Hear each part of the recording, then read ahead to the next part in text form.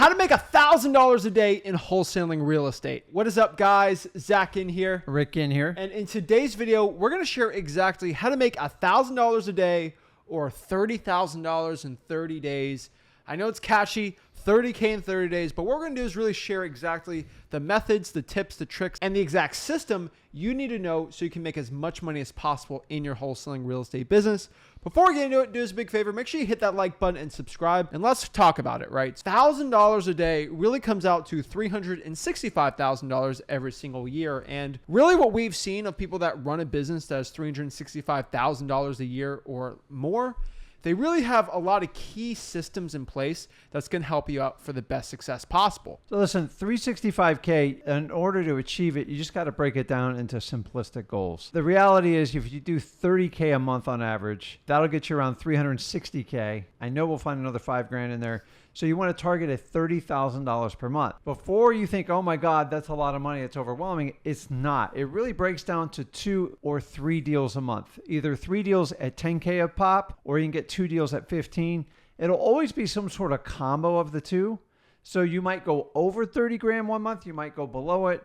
But if you consistently target 30K for 12 months, you're well on your target to the 365K for the year. So what I've seen and what you've seen from people doing over 300K a year in profits, net profits, not just in assignment fees, they have a really good mix of things. And this is what we really do in our business. And that's really what we preach. Having a mix of long-term marketing strategies and short-term marketing strategies is going to be the best. So like, what's a long-term marketing strategy? This is going to be a strategy that you're not going to get a deal as fast, but the payoff is huge, right?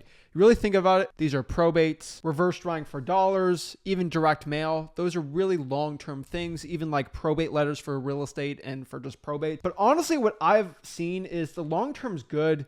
These are going to get you those $30,000, $40,000, $50,000 wholesaling real estate deals that we always love and show you guys. But the problem is those pay the bills, but they pay the bills in a long term. So if you're trying to get a deal like this month, those strategies are not going to be what's going to be the best, right? You're going to have to mix in some short-term strategies, especially when you're scaling up operation. You got to pay your acquisition staff, and you just got to mix them together. So short-term are going to be any of the deals that you can target in a 30-day or less window. Obviously, we're going to throw out probates and some of the other stuff we talked about before. But if you look at just doing like Zillow, FSBOs, good old government lists, and take probates out of there, but code violations, the eviction list, anything like that, that's going to create very, very motivated sellers, and you can get to them in a fast way. The idea is you reach out to them, see if they have interest in selling the property, and get that deal done in 30 days. And those are the ones that you chase every day. The long-term ones are ones that you just have to take some time. Either it's timing or you're waiting for a document to be filed. Think about this. On the long term, if you planted a seed, I said you can come back in 3 or 6 months and pick up $100 or $1,000 bill. You guys would plant seeds like that all day long. You definitely want to attack the short terms. Those are the ones you're dealing with every day. But think about the long-term ones as if you planted a seed and you came back and either 3 or 6 months, you could pick up like $1,000 from that seed. Every one of us would plant them. So many wholesalers only think short-term. If you want to be in this business long-term, attack the short-term and add the long-term, and you will be greatly rewarded in this business. The next part here that I've always seen when it comes to running $1,000 a day real estate wholesaling operation, it's just really good at managing people and managing your marketing and your acquisitions and your dispositions. But really, you have to create a schedule. And I always say this, create a schedule and stick with it, right? And like we said before, there's more than one marketing strategy. There's more than one list that we said with the mix of the short and long term, right? But let's use an example, reverse drawing for dollars. Like I tell everyone to do reverse drawing for dollars, but how do you do it the right way, right? Like we can go tell you to do some Zillow for sale by owners, do some probates, do some texting, do some calling. And that's the average influencer will tell you to do it, but they don't tell you how to do it, or they hide it behind a big course. And really the secret to doing this is just by creating schedules and lists and really just focusing on and organizing your effort. So if I'm going to do a probate, I'm going to schedule out, hey, I'm going to pull the probate the first of the month. I'm going to skip trace it, and then I'm going to call it, and I'm going to call each one for 2 hours a day for this many days straight. Reverse drawing for dollars. On the weekends, I'm going to do 100 reverse drawing for dollars leads. On the probates, on the code violations, I'm going to pull them every other week. You really have to create a schedule and create discipline, because once you create discipline, things get a lot easier. And the funniest part about getting a deal, people think it's lucky, but the more work you do, the more marketing you do, the quote unquote luckier you get to get a deal, right? It's all a percentage to a point. So if you're looking to get a wholesaling deal, if you really want to get it, so if you're going to make $30K a month, that's going to be 2 or 3 deals, right? And what's the best chance of getting 2 or 3 deals?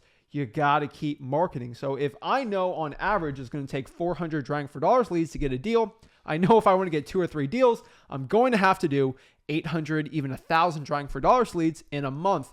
And if you're working a full-time job, that's going to be very difficult, right? But the coolest part about that is you can actually delegate it and find people to drive for dollars for you. Now, it's going to cost money, obviously, but really, if you can reverse engineer what you have to do and create your goals like that, it's going to help you out so much. So if the goal is $1,000 a day, $30K a month, it's all going to come down to what do you have to do to get that $30K. So to get to our goal, the $1,000 a day, the number one rule in wholesaling is you have to seek out your seller's motivation. And here's the rule, guys. You can spin it however you want. The higher the motivation, the higher your profit level is going to be. So a lot of your short-term deals, some of them will have some very high motivation, and that's phenomenal. There's going to be some with so-so where you can match up, sell your contracts, and you're going to make smaller assignment fees. But when you can find the right deal, especially on a long-term deal that took time to put together, and the motivation's through the roof, and you're just waiting for a couple key things to go through, that's where you're going to have these high profit margins. And it's nice to mix in like a $30,000 or $50,000 deals amongst your $5,000 and $10,000 and $15,000 deals, because it all averages out at the end of the year. The truth to the matter is the higher the motivation, typically the higher the profit's going to be. And sometimes you don't know if that high is in long-term deals or short-term deals. So make sure you always gauge the motivation first and foremost on all your wholesale deals. That's the funniest thing about that, because if you want to make $30,000 in a month, you can just do one deal at $30K. And here's the biggest secret. Doing one deal that's $30,000 or $40,000, even $50,000, or even the $100,000 deals we've done, they are the same exact work as doing a $1,000 deal. And people get really confused over that, but it's the same process. You find the seller, you lock up the contract, you find a buyer, you get your assignment fee. There's no more difference. But I can tell you right now, doing $30,000 deals is so much more stress. You got to find so much more buyers. You got to go through all the craziness of a seller, all the drama of the deal. It stinks, right? Like, I'd rather be doing bigger deals. If I have a $5,000 deal, I'm not going to say no to it, but you just got to understand you get paid proportionally in real estate wholesaling by the problems you solve. So if there's a large problem in this business, you're going to get paid very well. This is why for the long-term strategies, you got to get the big problems. Fire damage, water shutoffs, even the evictions list, tired landlords. These are big problems that you'll get paid very, very well. And lastly, here, it's like you got to go after the list that no other wholesaler is going after. Every single wholesaler in your market is probably listening to a guru, and they tell you, oh, pull a high equity list and just call it, right? That might be okay, but if everyone's pulling the high equity list, what do you think you're going to do when you cold call it, right? It's just going to be the same thing over and over again. You have to earn your lists too.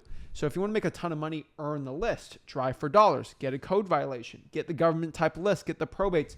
You can't buy a list. And all the services that, sell probates, they're like 4 or 5 months old. You got to get it straight from the government, guys. There's over 3,000 probate offices out there. They all work differently. There's not one company that can pull them all. So you have to be going after properties that have a lot of motivation if you want to get a lot of money, right? Yeah. And guys, keep in mind with this, the longer it takes to get a deal done, usually the bigger the problem is, it shouldn't have a much higher profitable level. So if you have to wait 6 or 9 months to get a deal done, make sure the profit's in there. Do not drag that deal out for a $3,000 or $5,000 assignment. It's not worth it. The bigger the problem, the more time, the larger the profit should be. I completely agree. So the next part here, making lowball offers. I think so many people get really uncomfortable to make a lowball offer.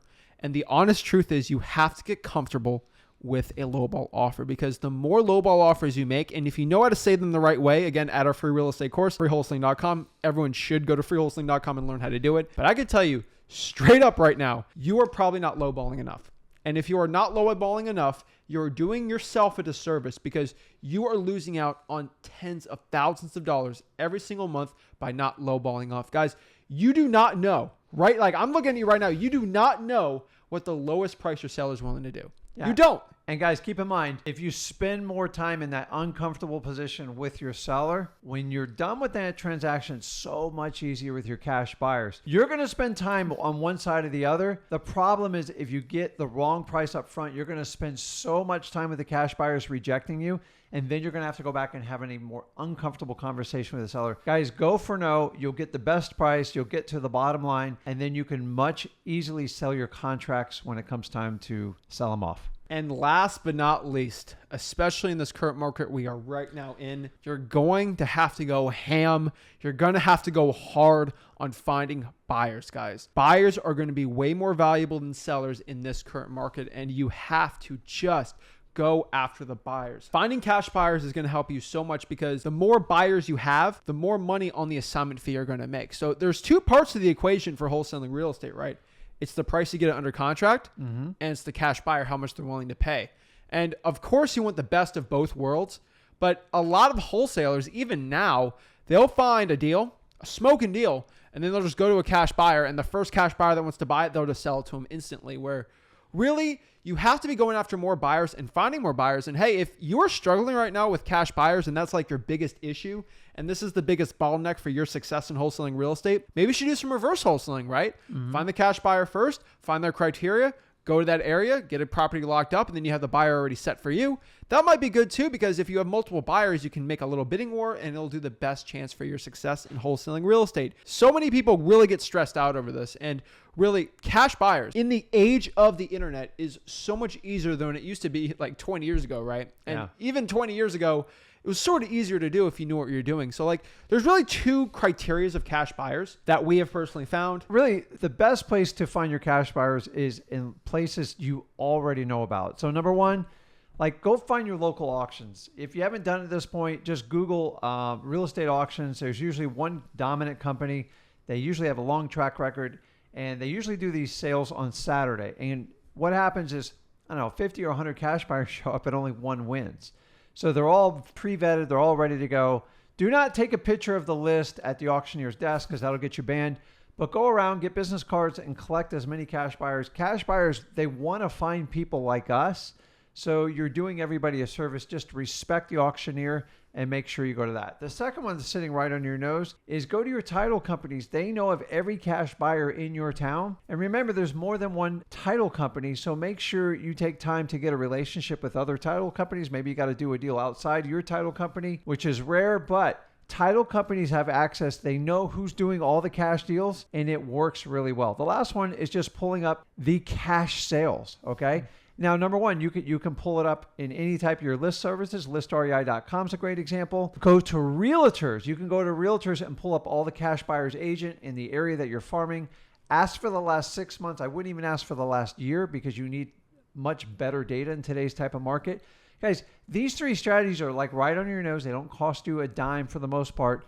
And this is going to find you high quality, the best cash buyers out there. Yeah. And like you've always said, it's better to have 5 high quality cash buyers than 500 terrible, unqualified ones, right?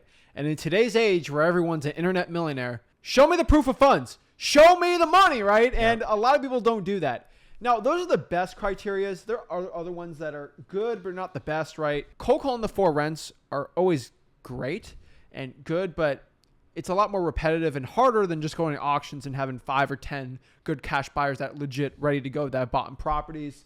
And then Facebook groups. I think a lot of people, they don't want to do Facebook groups the right way. That's why you should go to freewholesaling.com and learn exactly how to do it the right way. But Facebook groups are great, but there's a lot of pretenders on there. So it's going to be under the good category. But honestly, if you do any of those strategies, you're going to display your deals really well. And really, that's the goal of what we're saying today. You know, how to go from 100K to 300K to $1,000 a day, right? It's coming down to making more money per deal when you get the contract and getting more motivation and getting more deals. And then having really good cash buyers who are going to pay a lot for those great deals. So it's a great multiplier. We're here to help you work smarter, not harder. And that's kind of the point today, guys.